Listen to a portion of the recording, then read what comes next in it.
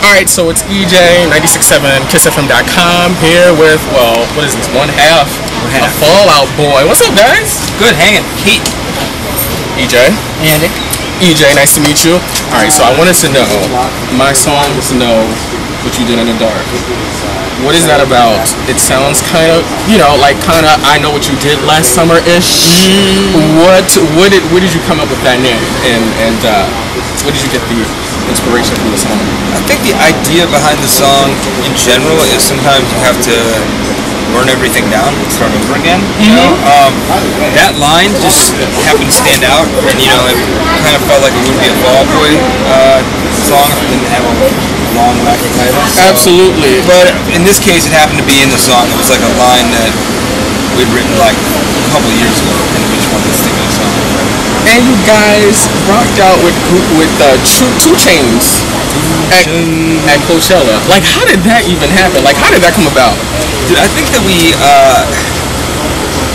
have established a friendship with 2 Chainz where it's really creative, and I think that we come at both wanting to do creative things and make songs from really different sides. So we're starting with having him in our video, and then doing the remix together, and then joining him for his set at Coachella, and playing the remix live at the NBA All-Star Game. It's just been a fun partnership. Really? Yeah. Like, who calls who on the phone? Like, what up, 2 Chainz? I want to rock out with you. How does that happen? I hit 2 Chainz up a lot. Really? And, yeah. What do y'all do? Y'all riding around and getting it together? Like, what happens? We went out and ate salmon together. I'll text him now and again. I just feel like,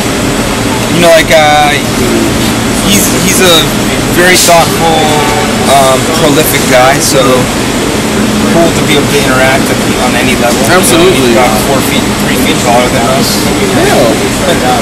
He seems like a very conscious rapper and an all-around nice guy. So I can definitely appreciate, a nice rapper, because it seems like it's extinct.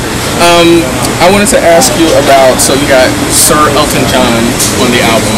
Like, how does that happen? Hello, like, you call him up, he calls you guys. How do you end up getting him on an album? Who was that? No, that sounded like a French guy in Australia. That was like my fake English accent. Like, hello, son. Was that bad? Yeah. You can be honest. It's okay. It's okay. Okay, close enough. So who makes that happen? We'd heard he was a fan, and reached back out and said we had a song that, it'd be so ideal to have Elton on a song like, say, Rock and Roll, for the name of the song and what it embodies and how the song sounds. And then Patrick flew to Atlanta, went to the studio with him, and the rest was mysteries. That's awesome. I just wanted to talk about right quick. 3 years off. Between.